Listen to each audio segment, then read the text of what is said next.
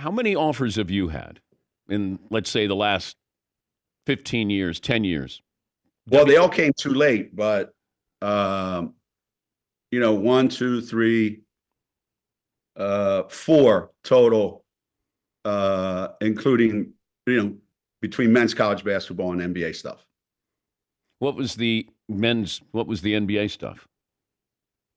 I talked to a couple of people about being an assistant when I thought this game was going where it's going. And I thought, wow, I wish I was younger, because it was at an age where it's like, do I really have it in me to be that and be fair to that for 100 and some games, if you're lucky enough, during the season?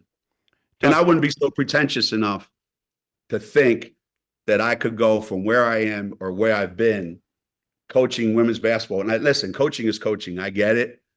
But the distance and the gap, I thought, you know what?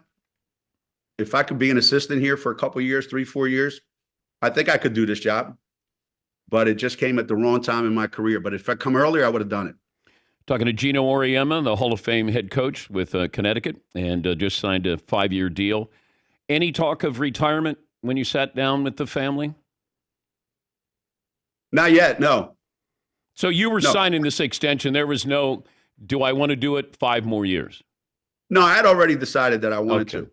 Now, what pisses me off is that if I'd have known that this was happening with Danny, because I think I gave them the old, AARP discount to the university, because I thought they're going to have to pay a lot of money to keep Hurley. Well, if he leaves, I'm going to be pissed, and I'm going to rip up that contract, and I want a new one.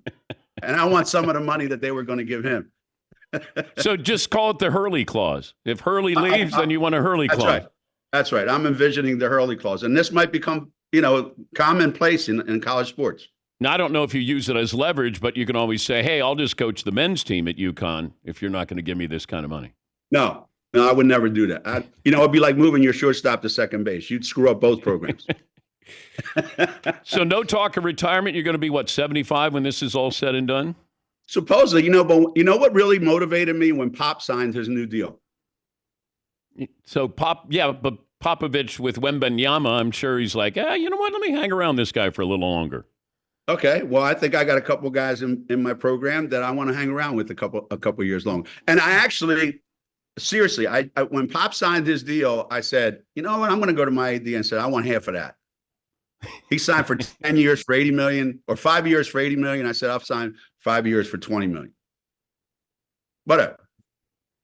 Didn't play out that way, but it did. Actually, it did. It played out exactly that way, actually. Good.